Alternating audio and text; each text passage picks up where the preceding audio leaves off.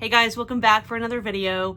I want to talk today about what might be my favorite format for a story, and that is the trilogy, the almighty trilogy.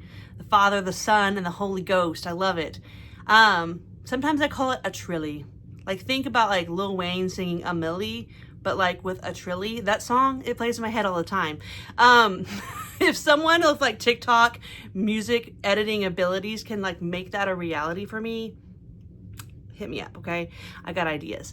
Anyway, the trilogy. I was talking with some friends recently online, and I was shocked at how many people do not care for the trilogy format. And that just shocked me because to me, the trilogy is just like the perfect format.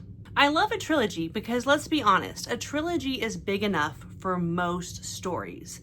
Sometimes a standalone is just ridiculous with the amount of stuff they're trying to cram into one book.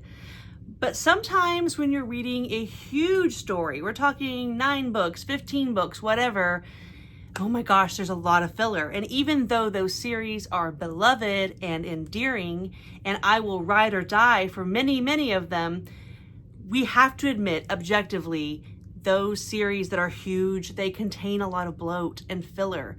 But for so many stories, all you really need is a beginning, a middle, and an end. And I love that. It's so satisfying. Feels like book 1, it asks the questions. It introduces the world and the character and gets you hooked. Book 2, where a lot of people do complain, middle book syndrome, whatever. But with middle 2, you need a lot of the plot complications, and it raises the stakes. I personally find that book 2s are oftentimes my favorite when it comes to a trilogy. And number 3, if it's done right, it delivers the payoff and wraps it all up.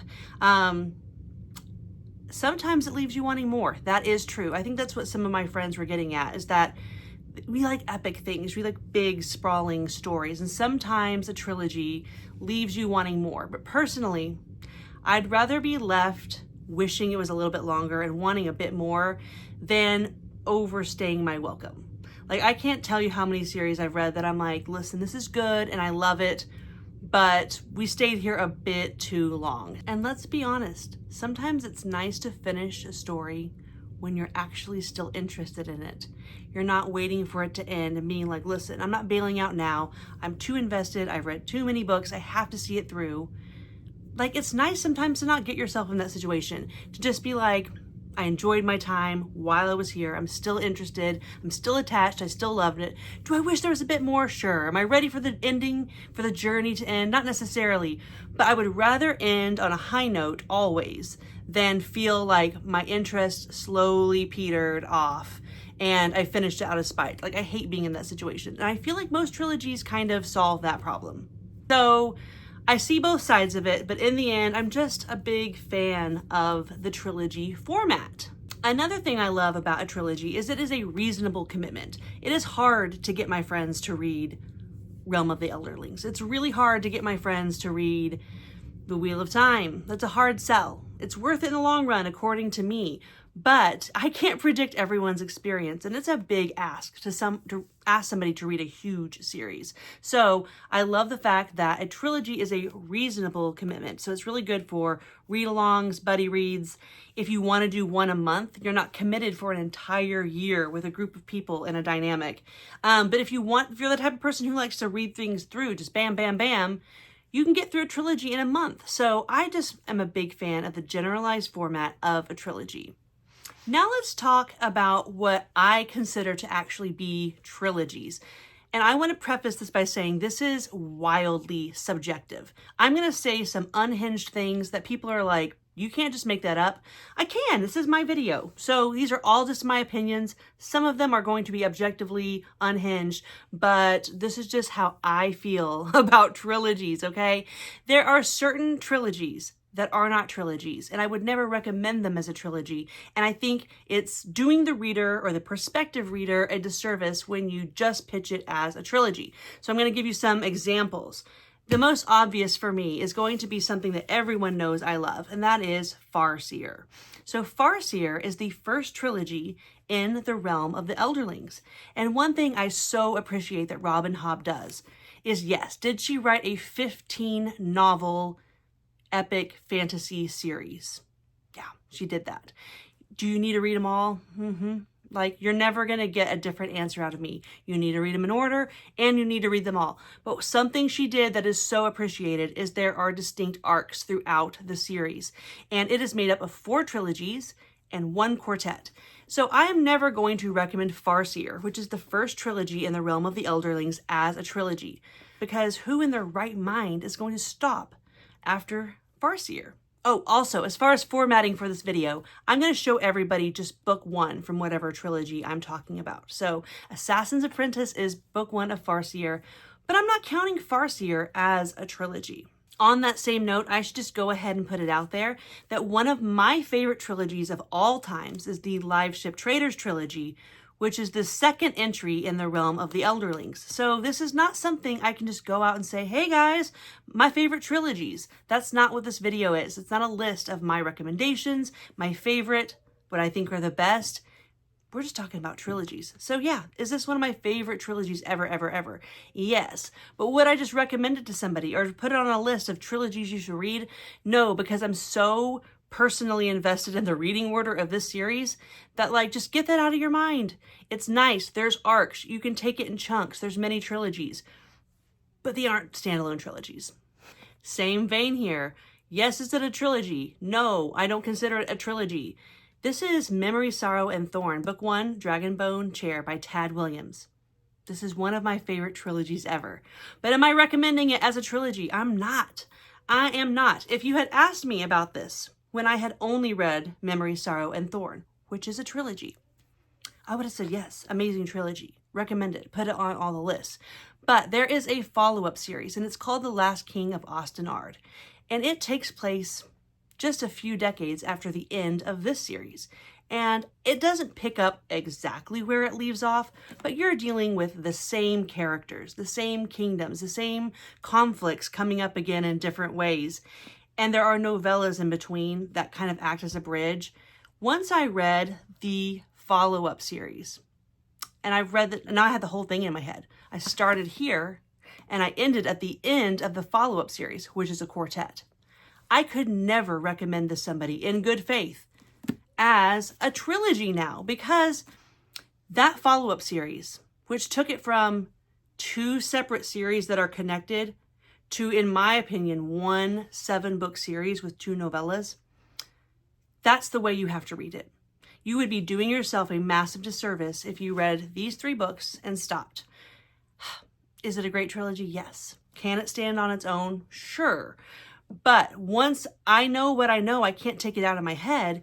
And this needs to be treated as a 7-book series, because the whole picture altogether takes this in my head from a really good A-tier series to S-tier. Like, this is a favorite now. And that follow-up series and the resolution and full circle moments and everything that happened in that second follow-up series, that's what makes this thing amazing. And so just don't tell yourself it's a trilogy. Tell yourself it's a 7-book series with some novellas that you can't skip. Another thing that makes this not really a trilogy, in my opinion, is that the third book is called The Stone of Farewell. It was originally published in mass market paperback as 2 books because it's so huge. And there is a perfect, like, middle point where it stops, like an Act 1 and an Act 2. So let's be honest, that 4th book, see, I keep saying it, that 3rd book in this trilogy, it's 2 books. It really is 2 books. So I think it's 2 quartets with some required reading novellas. So this can't count as a trilogy. The exact same thing applies when it comes to these books. This is our Scott Baker, and this is book 1, The Darkness That Comes Before. And this series, the trilogy, is called The Prince of Nothing. But there is a follow-up series to this trilogy, and in a very similar way to the Tad Williams series, the follow-up series to this trilogy picks up right where this one leaves off. And once you've read all 7 books, again, a trilogy and a quartet, it's 7 books. You could never in good faith recommend this trilogy to somebody without telling them, but there's 4 more books you have to read. So just tell yourself it's a 7-book series. This doesn't count as a trilogy to me. A couple more examples of things that I just don't consider a trilogy. I constantly see these Rhaenyra books recommended for people looking for trilogies. Now, I really like these books. I love Rhaenyra. I love Michael J. Sullivan. I think people should be recommending these. It looks like a trilogy, right? It's not. These are Volume 1, Volume 2, Volume 3, but each bind-up contains 2 books. This bind-up contains 2 complete novels. 1 is The Crown Conspiracy, and 2 is Avon Partha. I do recommend them, especially to people like really excited about getting into fantasy, wanting to step up from YA to adult fantasy. These are solid recommendations. They read quick. They're very digestible. Good recommendations. It's not a trilogy though. And maybe the most notable on my yes but no category would be The Lord of the Rings. I consider this to be one book. It was published in 3 installments and is often considered a trilogy, the greatest trilogy ever. I consider the movies to be a trilogy, but this, I don't know, I just don't consider it a trilogy. So it never comes to my mind. Ooh, excuse me. It never comes up in my mind when people are specifically asking me for trilogy recommendations. It just doesn't come up because this is one story. Okay, for the next segment, this is where I'm probably going to make people mad.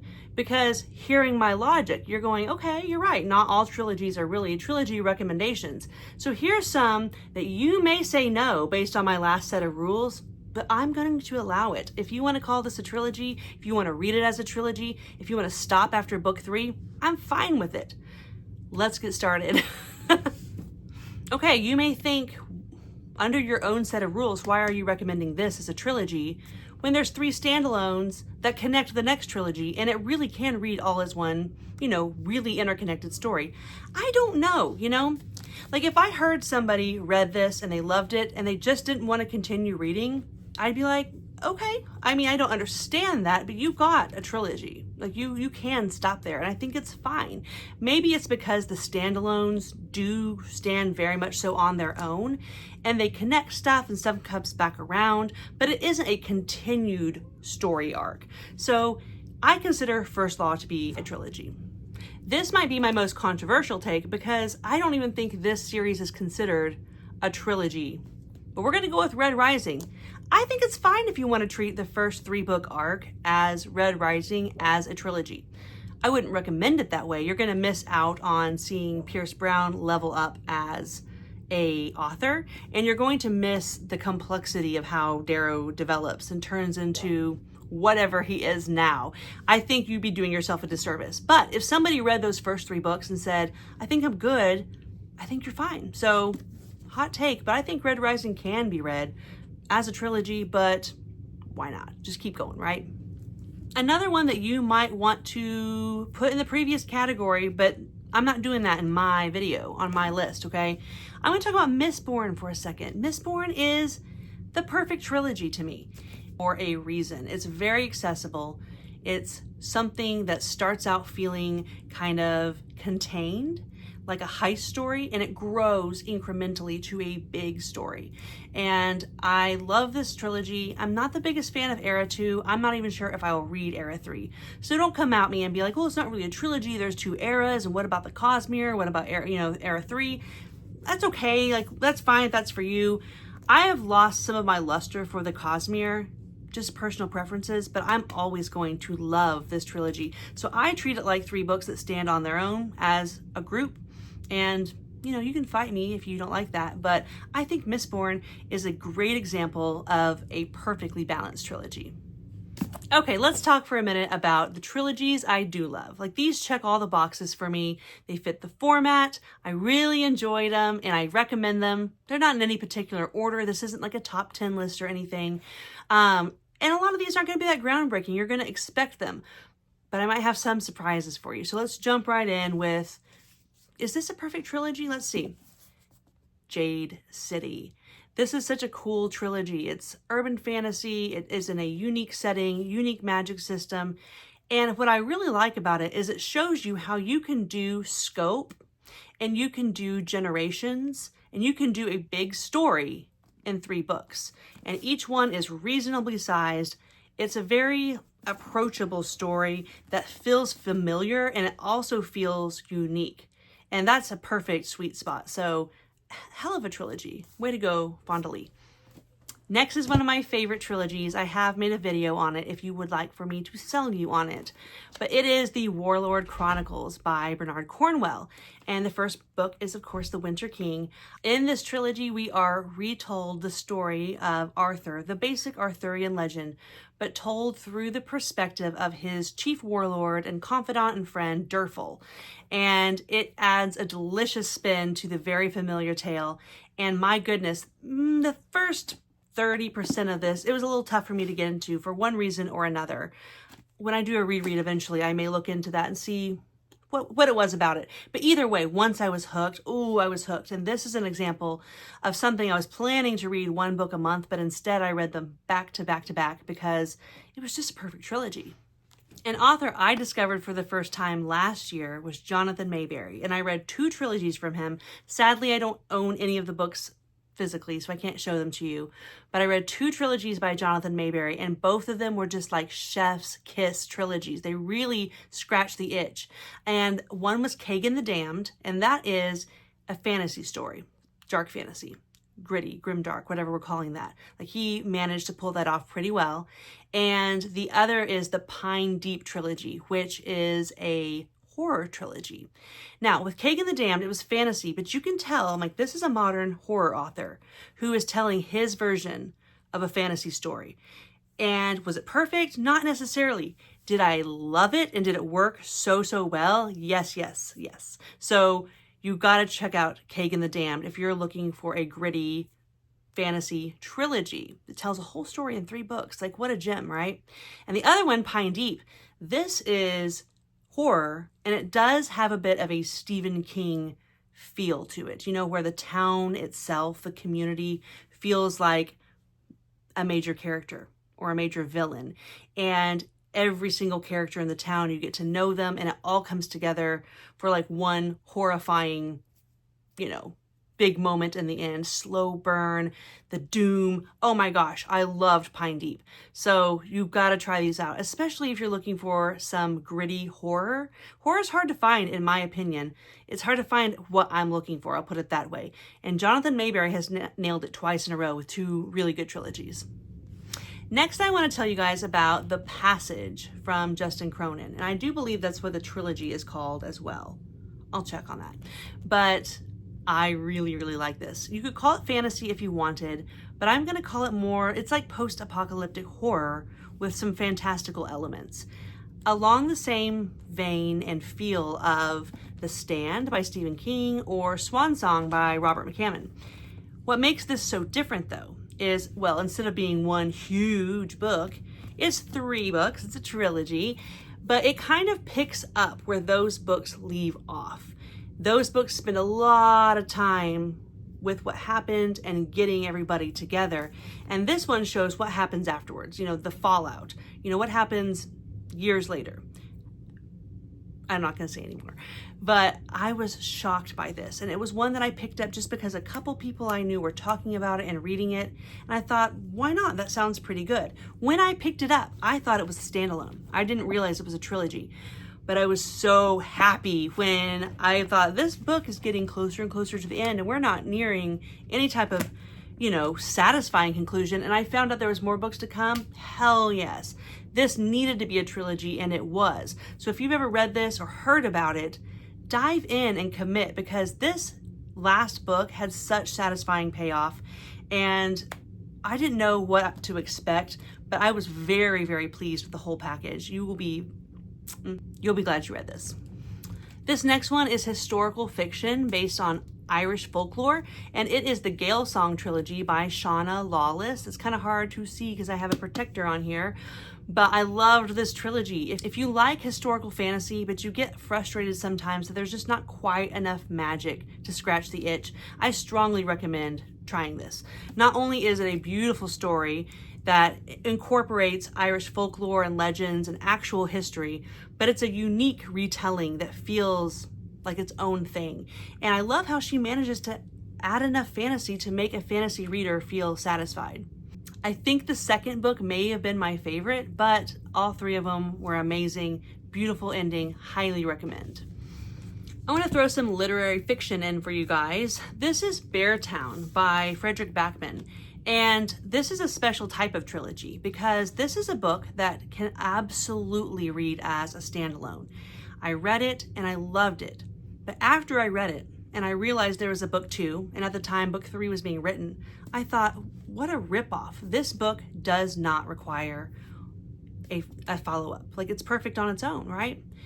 But I'm such a fan of Frederick Backman, and I wanted to trust him before I immediately called it like, oh, that's just a money grab or whatever.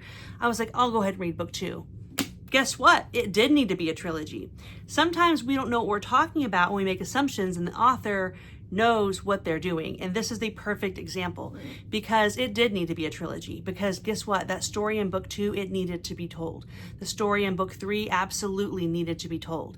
And I love how they build on each other. Each one is pretty self-contained, but you couldn't read them out of order. You know what I mean? There's a story that starts in this and ends in the final book. And you were going to read this and think, I don't know, I kind of want to leave it where it lies. You could do that. That's fine. But each book is so special, and it's a trust the process type of situation because he knew what he was doing, and all of those stories needed to be told, and they all needed to come together. So awesome trilogy. So that's all. This video did go a bit longer than I was expecting, but it's me. It's gonna happen. I be chatting. So please let me know. Do you love trilogies? What's your favorite?